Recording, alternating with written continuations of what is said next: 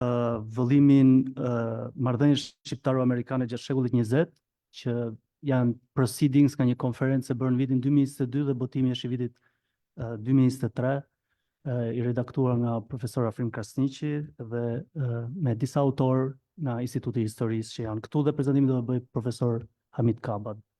Ndërkohë në vazhdim gjithashtu profesor Sali Kadria do të bëj prezantimin e vëllimit numrit të fundit të revistës Studime Historike dhe do flas paksa për numrin, dhe kemi dhe librat edhe revistën këtu që do mund të lexohet në vazhdim.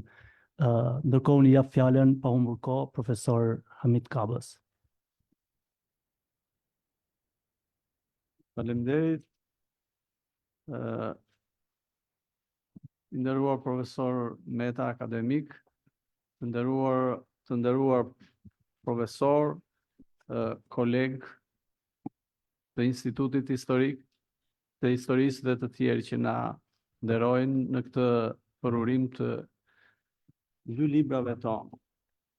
Si pjesë e panajirit të tretë të Akademisë Shkencave të Shqipërisë dhe Akademisë Shkencave dhe Arteve të Kosovës, sot do promovojmë dy libra të Institutit Historisë: Marrëdhëniet shqiptaro-amerikane gjatë shekullit 20, botim i Institutit të Historisë në dy gjuhë, në shqip dhe në anglisht, dhe revistën Studime Historike numri 1 2023. Por botimet tona të viteve të fundit janë shumë më tepër. Ne kemi botime kolektive, siç është Historia e shqiptarëve gjatë shekullit 20, në 5 vëllime, që është produkti një pune shumë të gjatë që i ka kaluar 10 vjetët dhe u finalizua vitin e kaluar.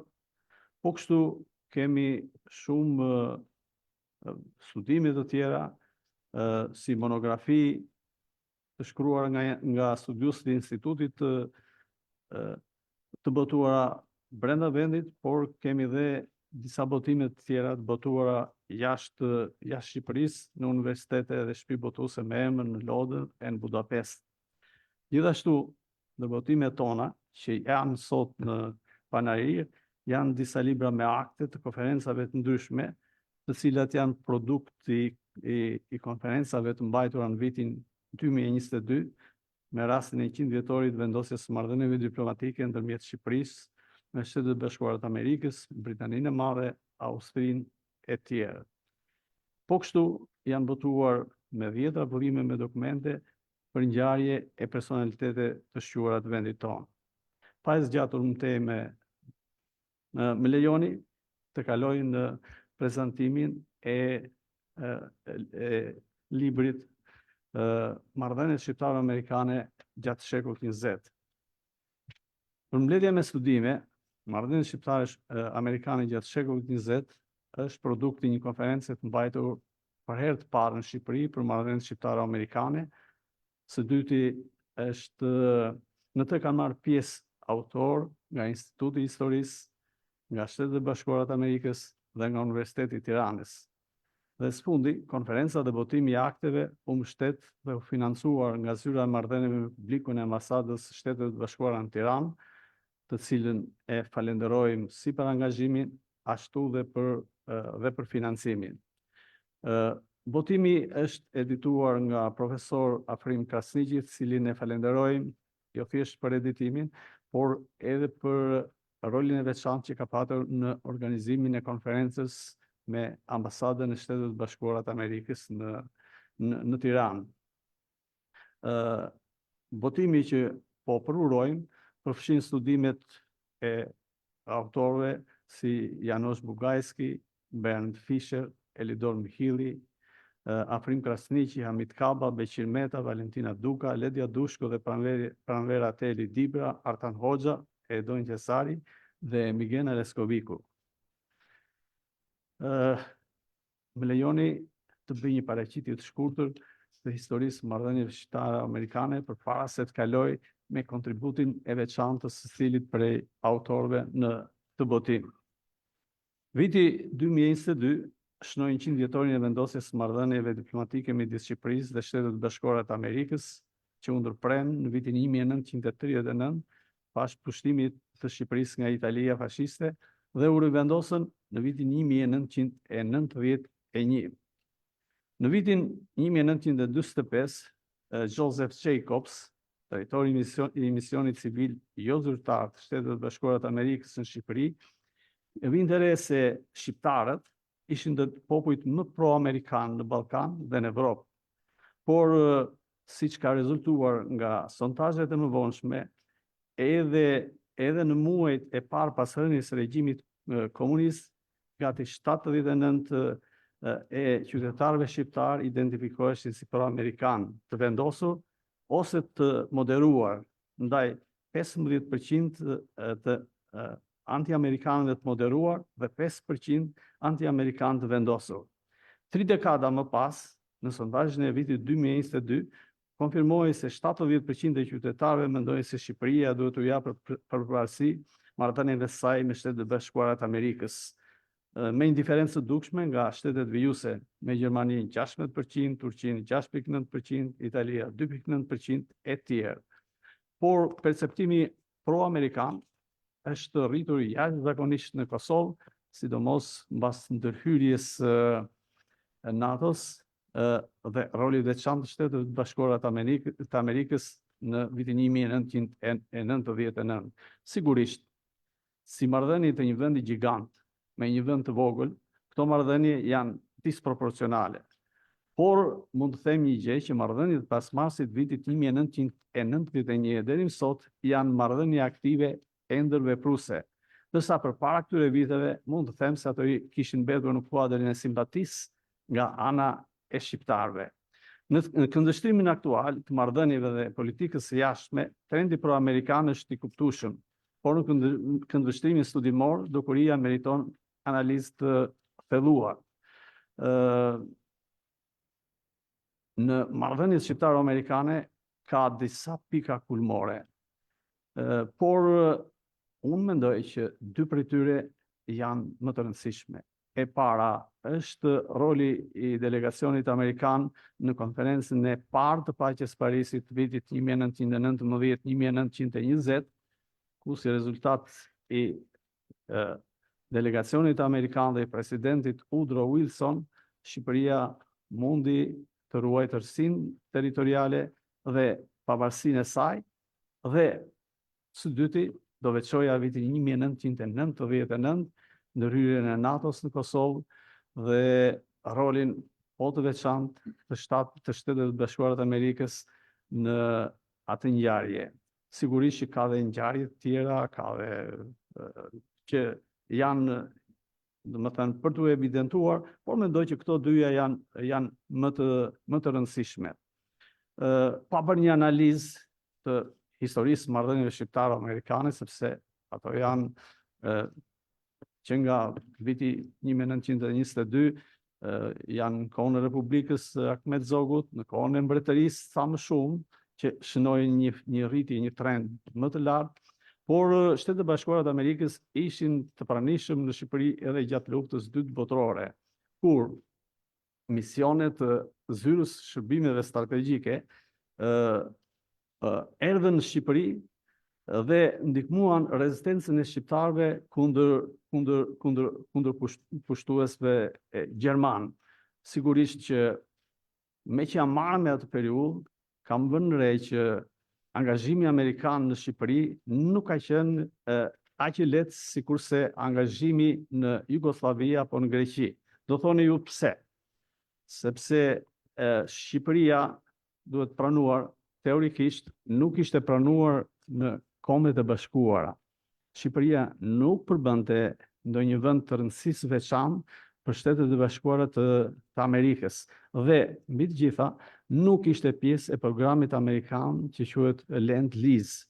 E megjithatë, mbas një studimi gati një 200 faqesh, një studimi që gjendet në arkivat amerikane, mori vendim për dërguar një mision në Shqipëri. Historia e misionit është shkruar nga autor amerikan apo shqiptaro-amerikan, është prekur nga ne dhe nga studius të tjerë, dhe produkti e asaj atij trendi ishte ardhja e misionit civil Amerikan në Shqipëri në maj të vitit 1945 të kryesorën nga Jacobs.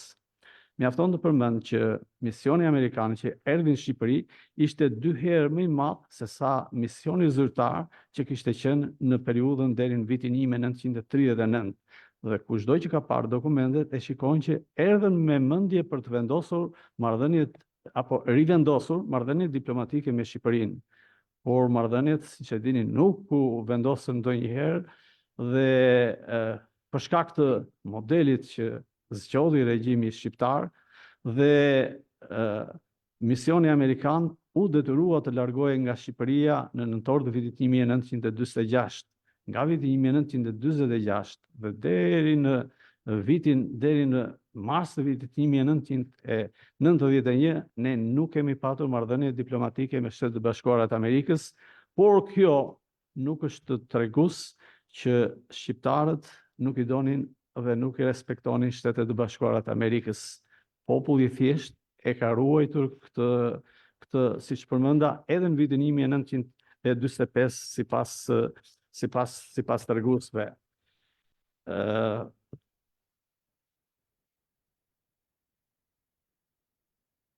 Gjatë periudhës luftës ftohtë ndërmjet 2 vendeve, siç thash, nuk kishte marrëdhënie diplomatike.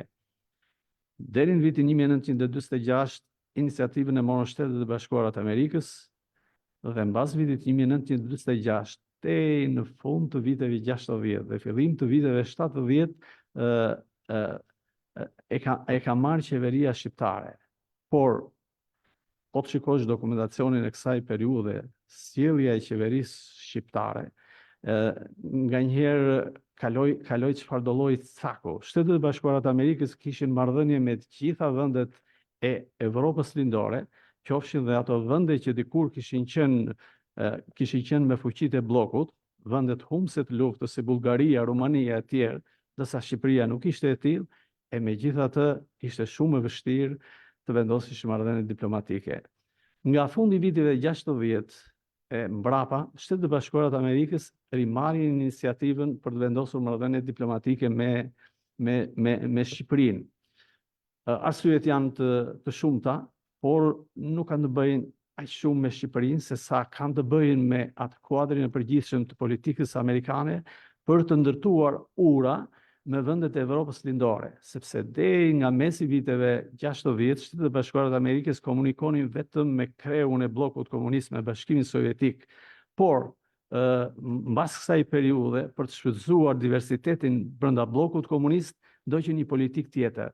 Dhe pjesë e kësaj politike janë dhe përpjekjet e Shtetet e Bashkuara të Amerikës, përveç të tjerave, për të vendosur marrëdhëniet diplomatike me Shqipërinë. Pas këtij, si them, një shpjegimi të shkurtër të historisë së marrëdhënieve, më lejoni që të merrem konkretisht me secilin, shkurtimisht me secilin prej autorëve që janë pjesë e këtij botimi.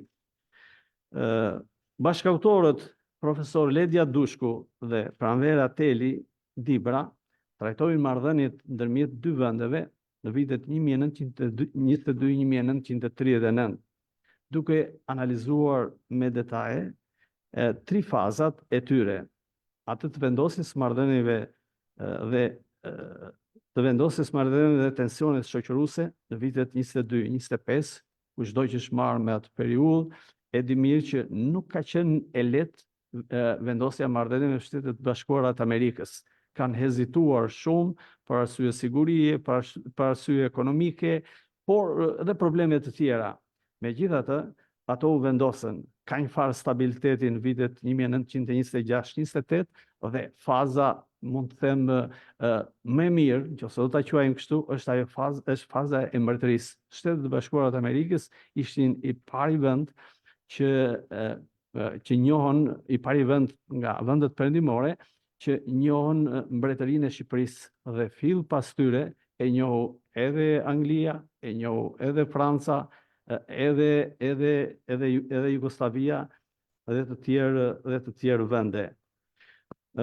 Studimi që po përmend, ndryshe nga studimi Bernd Fishes, që është përgatitur duke patur në bazë dokumentet amerikane, është një këndvështrim nga dokumentet shqiptare. Është një këndvështrim, le të them, dhe një shkrim gati klinik në kuptimin e precizionit dhe të saktësisë për gjitha traktatet, gjitha gjërat, dhe është goxha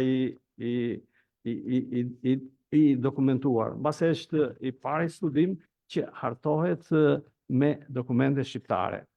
Profesori Valentina Duka merr në analizë kontributin e presidentit amerikan Woodrow Wilson, në një moment me rëndësi etike për njohjen e shtetit shqiptar, situatën para dhe gjatë konferencës paqes Parisit të parën, sigurisht, përmes cilës u njoh Shqipëria. Autori analizon konceptin e vetëvendosjes dhe qëndrimin e tij në rastin e çështjes shqiptare. Rol përcaktues i pranuar gjithsesi si një nga prej faktorëve kryesor të frymës pro-amerikane në Shqipëri. Studimi i profesor Metës, që është më i gjerë në aspektin kohor, që merret kryesisht me aktivitetin e diasporës në Shqipëri dhe me rolin e saj për afrimin e Shtetet Bashkuara të Amerikës me Shqipërinë, në dallim ose nga studimi i profesor Valentina Dukës, është më gjakftohtë, është disi më i matur, dhe ajo që unë kam vënë re, për shembull, është më i qëndrueshëm në konceptin kur trajton në qëndrimin e delegacionit amerikan në konferencën e paqes Parisit, duke treguar evolucionin e tij, sepse jo gjithçka ka qenë si qëndrimi i tij në vitin 1920. Sigurisht analizojnë qëndrimin e diasporës shqiptare dhe në periudhën e mëvonshme, duke ndalur disi tek diaspora shqiptare në periudhën e komunizmit, që fillimisht kishte një qëndrim tjetër, ndërsa dal nga dal u ftoh me regjimin komunist të Shqipërisë dhe pothuajse kontaktet e saj me qeverinë komuniste të Shqipërisë u ndërpren. Një blok temash sjellin kontribute lidhur me periudhën e luftës ftohtë, të luftës dytë botërore dhe deri në ditën e sotme. Njëri nga këta është Bernd Fischer, me studimin e tij spiun dhe diplomat, që bën një vështrim të diplomatëve amerikanë që kanë qenë në Shqipëri, por edhe të atyre që i quajnë spion, domethënë në mënyrë figurative, por kam parasysh ata amerikanë që ishin në përbërje të misionit që erdhin në Shqipëri, domethënë që vareshin nga zyra e shërbimeve strategjike, por edhe të tjerë. Bernd Fischer ndalet veçanërisht tek roli i Joseph Jacobs në vitin 1945 dhe në raportin që misioni amerikan i dërgoi Departamentit Shtetit në gusht vitit 1945, të cilin ai edhe ka botuar.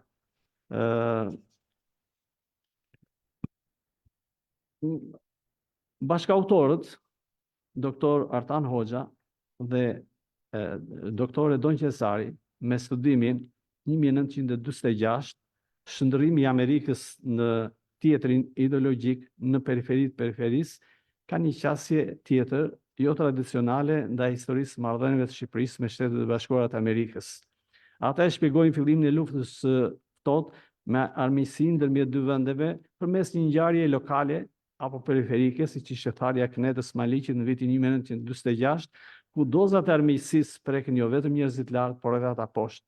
Personazhe me histori pozitive si Harry Fulc u shndruan shumë shpejt në armiq të vjetër të Shqipërisë dhe shqiptarëve, në strumbullarët e veprimtarisë armiqësore dhe në sabotimin e Knetës Maliqit. Autorët e shohin Maliqin si një qelizë apo fidanishte, do thosha unë, të luftës ftohtë, si një episod që ka përcen kufit e Shqipërisë dhe që dëshmonte qartazi se kjo e fundit ishte arrestuar në bllokun e vendeve komuniste. Drama e ndodhur në një vend të harruar, siç ishte Maliqi, dëshmohet si një këllëng, po e them në figurative, një fenomeni botëror që ndodhi mbas marrimit të luftës dytë botërore, atëherë kur miqësia u shndrua në armiqësi dhe si me magji miq u konvertua në armiq. Profesor doktor Elidor Mihilli, një shqiptar amerikan nga le të themi, studiusit më të mirë dhe modern, ka përgatitur studimin Lufta e ftohtë e Shqipërisë përmes thjerëzave amerikane. Ai i jep përgjigje pyetjes se si duket historia e Shqipërisë e kohës luftës së ftohtë nga këndvështrimi amerikan dhe analizon kurbën e interesit dhe burimeve studimore në vendet ish komuniste si Shqipëria, tipari mbar kombëtar të zhvillimeve dhe sugjeron ndryshim të metodologjisë historike, duke i parë ngjarjes në rrafsh krahasuese ndikues ndërkombëtar dhe përmes shembujve të vendeve të vogla si Shqipëria. Historia e së gjatë luftës së ftohtë sipas Mihillit ka diçka domethënëse për të thënë historianëve të botës në përgjithësi. Në studimin tim, unë jam marrë kryesisht me vitet 70-80, me atë periudhë kur Shtetet e Bashkuara të Amerikës morën iniciativën për të rivendosur marrëdhëniet diplomatike të Shqipërisë, përveç faktorit që thash më sipër, kanë ndikuar dhe probleme të tjera, siç ishte dalja e Shqipërisë nga Traktati i Varshavës, një lloj frika e perëndimit për rikthimin e Shqipërisë në bllokun e vendeve komuniste, detanta e fillimit ose gjysmës parë të viteve 70 dhe sidomos ftohtësia dhe ndarja e Shqipërisë me Kinën. Unë e kam analizuar këtë në tre periudha. Me që Shtetet e Bashkuara të Amerikës pothuajse e kishin pamundur për vendosur marrëdhënie diplomatike me Shqipërinë, u nxitën sidomos britanikët, të cilët mendoj mund ta kishin më lehtë për rivendosur marrëdhënie diplomatike me Shqipërinë. Por edhe ky mision i tyre dështoi pasi në mesin e viteve 80 janë zhvilluar bisedime të gjera në Paris, por përfunduan pa sukses. Profesor Janusz Bugajski analizon marrëdhëniet e Shqipërisë me Shtetet e Bashkuara SBA Shqipëri nga viti 1990 deri sot. Ai dallon 5 faza: shkrirjen e raporteve të lira midis dy vendeve dhe defektet kryesore të politikës shqiptare, polarizimi politik dhe korrupsioni në gjerë, si një tipar për të gjitha shtetet postkomuniste, ndikimin e krizës jugoslave me Shqipërinë dhe moderimin e saj nga politika amerikane, përqafimin strategjik dhe integrimin e Shqipërisë në NATO, mosmarrëveshjet rajonale që bartin rrezikun e konfrontimit rajonal dhe politikën e përmbajtjes së qeverisë amerikane, dhe së fundi shkon deri te ndikimi i luftës në Ukrainë, si në rast fitore, ashtu dhe në rast humbje, duke konsideruar këtë ngjarje me ndikim goxha të gjerë, që pasojat e cilit mund të ndjehen edhe në Shqipëri. Interesante është që Bugajski merret edhe me Kosovën dhe Shqipërinë në raportet e mundësisë për të bashkuar në rrethanat të saktuara. Periudha pas viteve 90 trajtohet në dy kumtesa, nga profesor Migena Leskoviku dhe profesor Afrim Krasniqi. Leskoviku fokusohet te kontributi amerikan në lidhje me ndërtimin e demokracisë dhe promovimin e drejtave të njerëzit. Analizon tiparet kryesore të dekadës parë tranzicionin në aspektin e progresit demokratik dhe standardet të drejtave të njerëzit, si dhe nismat më të rëndësishme amerikane për asistencë, nxitje dhe promovim të këtyre drejtave. Sipas saj, kontributi amerikan ka qenë i ndjeshëm në reformën e sistemit shqiptar të drejtësisë, proceset elektorale, në fushën e sigurisë, medias dhe fjalën e lirë, luftën ndaj korrupsionit, kriminalitetit organizuar në shoqërinë civile, sipërmarrjet lokale e tjerë. Profesor Krasniqi trajton me detaje kurbën e marrëdhënieve të Shqipërisë me Shtetet e Bashkuara të Amerikës gjatë tranzicionit. Për mua është nga studimet e para të plota për këtë periudhë, i parë me shumë, i parë deri në detaj me burimet shqiptare.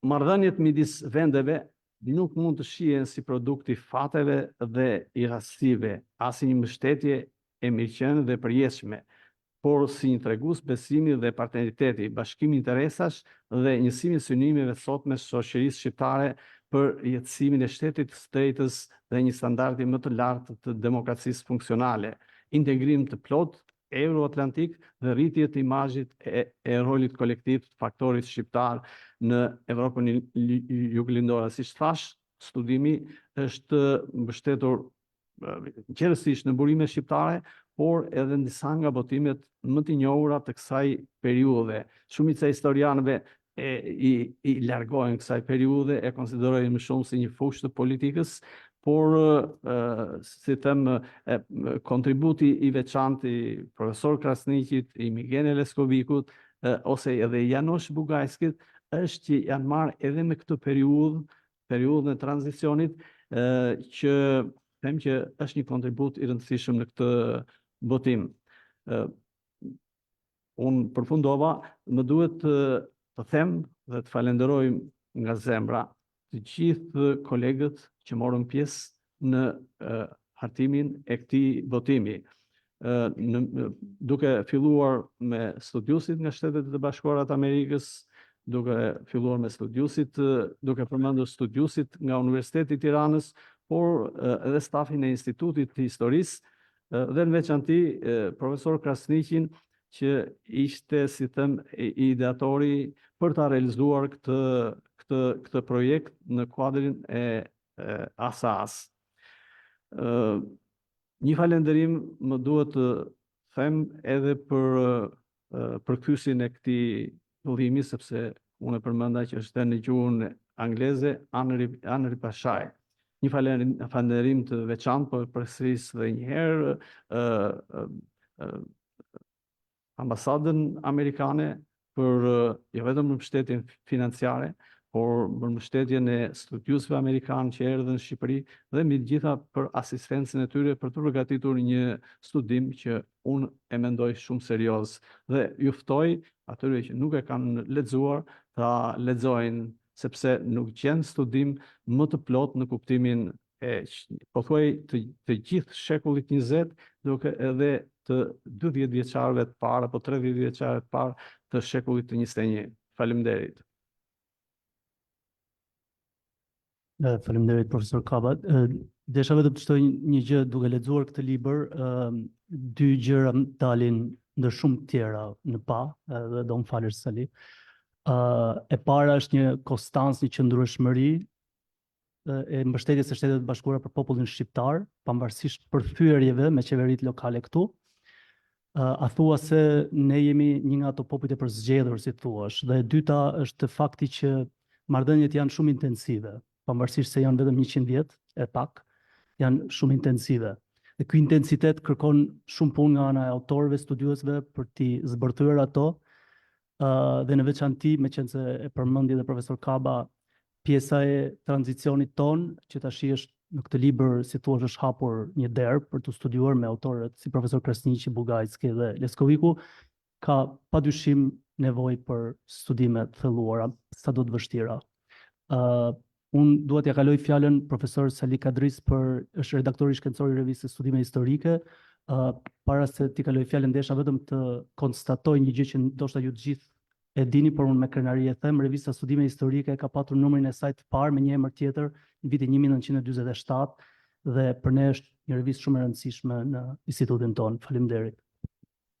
Faleminderit, nderuar. Përshëndetje të gjithë të pranishëm. Në paraqitjen time do të fokusohem në lidhje me revistën Studime Historike numër 1 për vitin 2023. Në lidhje me këtë revistë, me këtë numër, unë do të ndalem në dy drejtime kryesore. Në radhë parë do të ndalem në çfarë prurjesh të reja shkencore vjen para publikut sot revista Studime Historike numër 1 2023, dhe dyta, çfarë ndryshimesh kanë ndodhur te kjo revistë për t'ju përshtatur kritereve, formatit, kërkesave që kërkohen për revistat e kategorisë B, siç e kërkon rregullorja e ministrisë, dhe atyre me faktor impakti të kategorisë A. Siç dihet, revista Studime Historike është një nga forumet më të rëndësishme të mendimit shkencor në Shqipëri dhe më gjerë, në cilën jo vetëm që pasqyron prurjet e reja shkencore, por trajtohen probleme dhe çështje shumë të rëndësishme të historisë shqiptarëve që jetojnë në Shqipëri, Kosovë, Maqedoninë e Veriut, Malin e Zi dhe territoret tjera të Evropës juglindore më gjerë. Është më se i njohur fakti sa për ata që nuk e njohin edhe aq sa duhet, që është një nga revistat më të vjetra shkencore në Shqipëri, i ka filleset rreth 77 vite më parë, ndërkohë që nga viti 1963 është botim i Institutit Historisë dhe kjo revistë ka dalë rregullisht 2 herë në vit dhe në faqet e saj janë botuar me qindra studime shkencore në trajtin e artikujve, kumtesave dhe materialeve shkencore historike.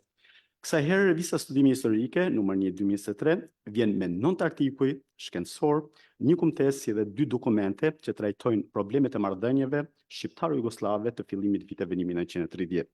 Nëse shihet me kujdes shtrirja kohore dhe tematika e artikujve shkencor të këtij numri, konstatohet se 2 artikujt e parë trajtojnë çështje që i përkasin periudhës së mesjetës.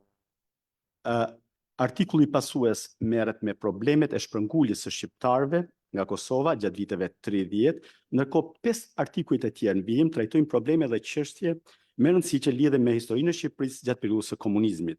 Ndërkohë, artikulli i fundit i këtij numri trajton problemet e krijuara nga nacionalizmi serb në fund viteve 1980, çka çoi në shpërbërjen e ish-Jugosllavisë. Po të cilat janë kontributet konkrete për secilin nga autorët që ka sjell punime në këtë numër.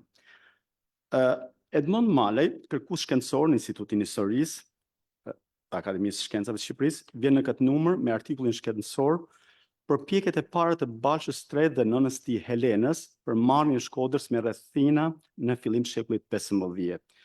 Ky artikull merret me ngjarjet që kishin të bënin me kalimin e qytetit Shkodrës në sundimin Venedikës nga ana e Gjergjit II Strazimir Balsha, si dhe me përpjekjet e mëvonshme të vetë Gjergjit II Balsha dhe të birë Gjergj Balsha III me të amën Helena Balshën për vendosjen në sundimin e tyre në këto troje. Studiusja Etleva Lala, profesore në Universitetin Eötvös Loránd të Budapestit, sjell artikullin me titull Gjon Gazulli, mishtri i rrjeteve sociale në mesjetën e vonë. Autoria ka mendimin se Gjon Gazulli ishte jo vetëm një ndër humanistët më të shquar të shekullit 15, por ai dallohet edhe për lidhjet e tij të jashtëzakonshme shoqërore që krijoi me intelektual, profesor, studiues e student të ndryshëm, dhe në këtë artikull ndriçohet aktiviteti diplomatik i Gazullit, si dhe përpjekjet e tij për ndërmjetësimin pranë Selisë Shenjtë në favor të mbretit hungarez Sigismundit të Luksemburgut për të marrë kurorën perëndorake dhe në këmbim marrjen nga Republika e Raguzës të licencës së tregtisë lirdetare me gjithë botën, e cila e bëri Raguzën si superfuqi të asaj periudhe. Një studius i ri, Gentrit Smakaj, vjen nga Kosova, paraqitet në këtë numër me artikullin Komiteti Bashkim dhe Përparim dhe Shqiptarët në vitet 1908-1912. Përmes kërkimeve të tij të realizuara në arkivat osmane, si dhe një literaturë të gjerë, kryesisht në gjuhën turke, autori sjell para publikut rolin dhe kontributin e elitës politike osmane me origjinë shqiptare në themelimin e Komitetit të Lëvizjes Gjon Turke.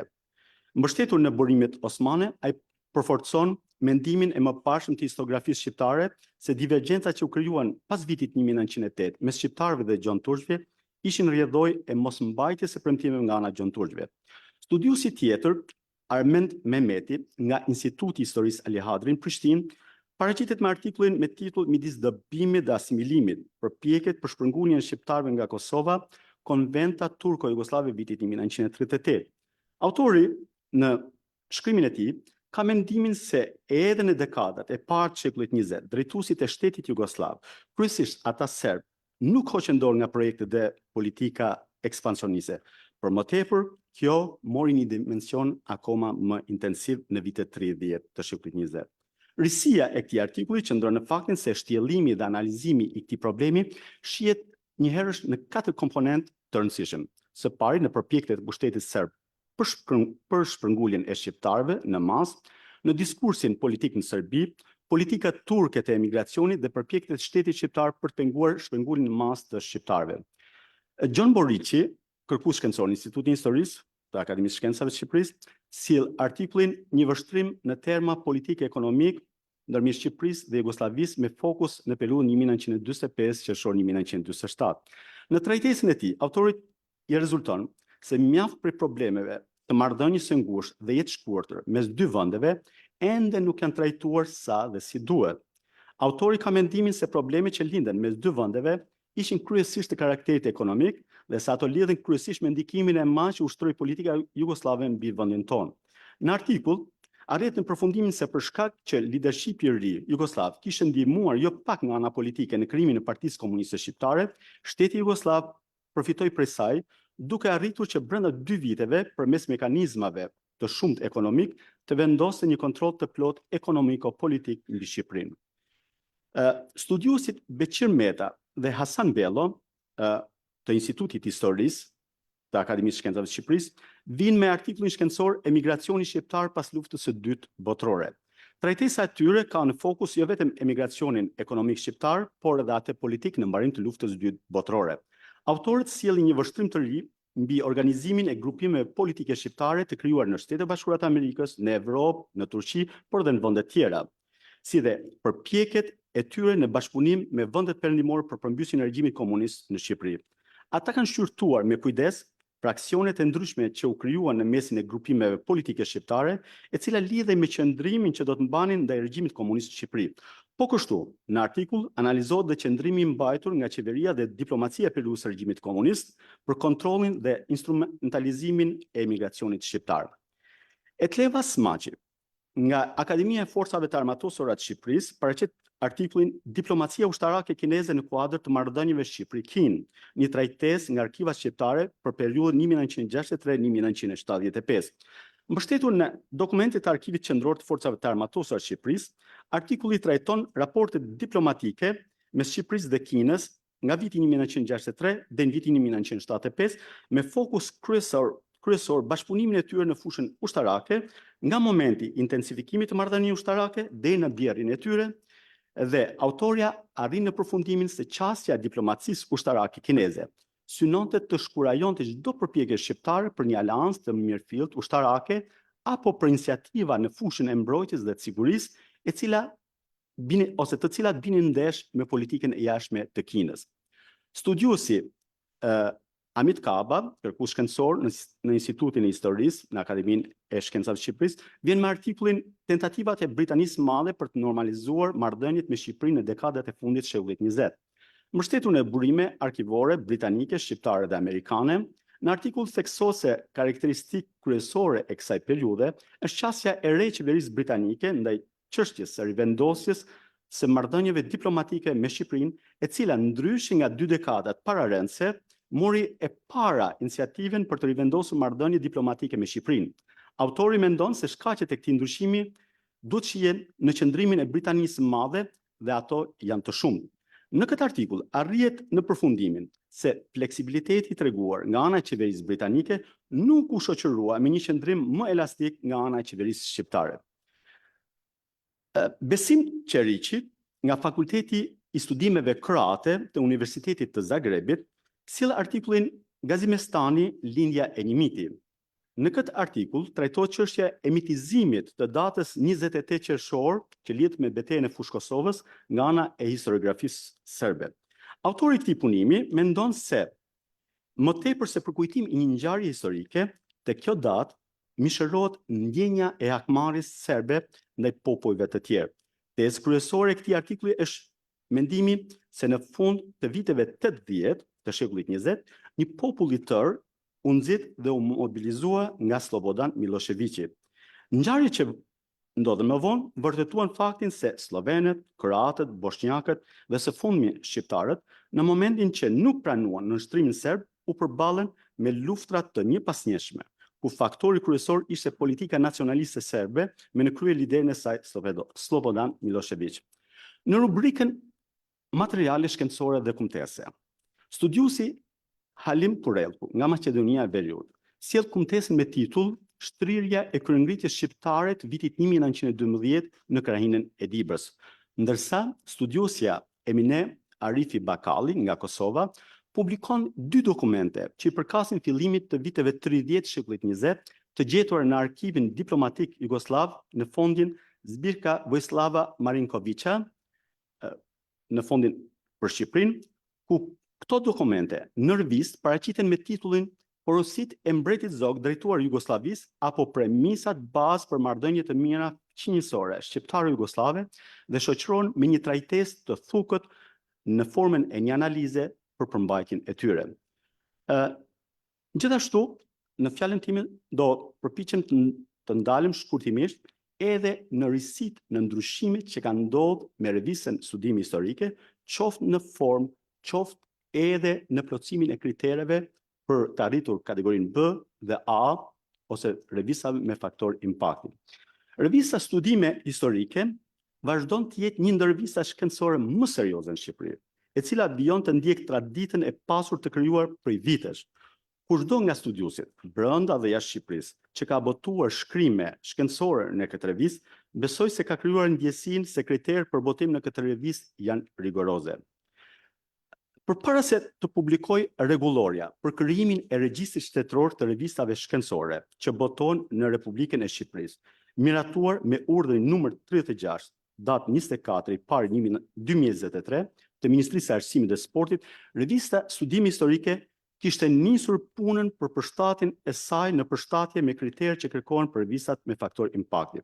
Fal punës dhe përkushtimit të kërkuesve shkencor të Institutit të Historisë, të cilët e kanë parë këtë revistë si një pasuri të përbashkët dhe si një platformë të mendimit shkencor, mund të pohohet me kënaqësi se aktualisht revista Studime Historike plotëson pothuajse të gjitha kriteret që kërkon rregulloria e sipërcituar që vlerësohet në kategorinë B të revistave shkencore. Dhe çfarë ka plotësuar? Mund të themi që nga 12 pikat e rregullorës që trajtojnë kategorinë B të revistave, revista Studime Historike i ka plotësuar të gjitha. Së pari, ajo ka plotëson kriterin e periodicitetit shkencor, votohet rregullisht 2 herë në vit. Së dyti, revista Studime Historike ka një website të dedikuar posaçërisht veprimtarisë së saj. Së treti, ajo plotëson kriterin që të ketë të paktën 8 numra. Kjo revista sigurisht që e te kalon sepse ka 50 vite që boton. Gjithashtu, revista Studimi Historike përcakton e ka qartë fushën e studimit saj, sepse pranon vetëm shkrime shkencore që trajtojnë problemet e historisë shqiptarëve në Shqipëri, Kosovë, Maqedoni, Malzi dhe në Evropën juglindore. Po kështu, revista Studimi Historike është identifikuar me ISSN, jo vetëm me ISSN në variantin e printuar, por gjithashtu nga viti i kaluar, revista Studimi Historike ka dhe ISSN në variantin ose në versionin online. Po kështu, revista Studimi Historike është botohet në gjuhën shqipe, sepse është targeti ynë kryesor, nga taksapaguesit shqiptar ne paguhemi, por në fund të çdo artikulli në mënyrë skrupuloze ka një përmbledhje me risitë shkencore që sjell secili artikull. Revista Studimi Historike gjithashtu ka një bord editorial ndërkombëtar ku shumica janë profesorë të shquar, të njohur në vendet e Bashkimit Evropian, Shtetet e Bashkuara të Amerikës dhe në vendet e OECD-s. Po kështu, revista Studimi Historike ka një procedurë që është më e rëndësishme, procedurë standarde të procesit të recensionimit, ku të gjithë artikujt dhe punimet shkencore i nënshtrohen procesit të recensionimit nga 2 recensent të panjohur, pra emrat e cilëve nuk dihet, por gjithashtu nuk dihet edhe emri i autorëve. Revista Studimi Historike gjithashtu ka formular të posaçëm për recensionet, po kështu ka që është një arritje që është shënuar vitin e kaluar, ka gjithashtu numrin doj për çdo artikull dhe shkrim saj, që nga kjo periudhë të gjithë shkrimet shkencore në çdo lloj faqe të internetit mund të klikohen dhe mund gjenden. Po kështu, revista ka një procedurë për vlerësimin e plagjaturës, sepse në formularin është përcaktuar në mënyrë eksplicite që recensentët që janë të fushës, i njohin mirë gjitha botimet, janë periudhës, të bëjnë edhe shënimet përkatëse. Pra, parë në tërësi, revista Studimi Historike ka vetëm 2 mangësi. E para, nuk ka arritur që të indeksohet në drejtorinë e revistave shkencore me akses të hapur, pra në doaje, dhe jemi në proces. Dhe së dyti, deri tani kemi pasur një lloj vështirësie për të publikuar në afatin e përcaktuar. Ky problem ka hyrë në rrugën e zgjidhjes dhe tashmë është përcaktuar në mënyrë të qartë se kur do të jenë datat që do dalë e botuar, që janë datat 15 qershor dhe 15 dhjetor të çdo viti kalendarik. Sipas kriteret të plotësuara, pra revista Studime Historike është e përshtatshme për kategorinë B dhe në rast se arrin të plotësoj edhe doajen, kriterin doaje, pra mund të jetë e përshtatshme edhe për të aplikuar për faktorin impact Scopus. Këto ishin në përgjithësi në lidhje me rrisitë që ka revista Studime Historike për këtë numër. Dëshiroj të falenderoj përzemërsisht gjithë kolegët, qoftë ata që kanë sjellë artikuj shkencor, shkrimet ndryshme historike, por dhe recensentët që kanë punuar me përkushtim dhe seriozitet për rritjen e cilësisë së këtyre artikujt. Faleminderit. Faleminderit, Sali. Desha, nëse më lejohet, vetëm dy gjëra. Uroj që të shihen mirë të gjitha aspektet dhe revista të kalojë edhe në kategorinë A në të ardhmen. Këtë urimi është personal sepse unë jam vetë antar i institutit, dhe e dyta që mangësit mund të mos jenë vetëm dy, mund të jenë disa, por unë kam shpresë që ato të rregullohen dhe standardet të ngrihen dhe revista me vërtet do jetë një landmark në fushën e studimeve historike në Shqipëri. Faleminderit gjithëve, faleminderit profesor Kabës, faleminderit juve që ishit këtu me ne.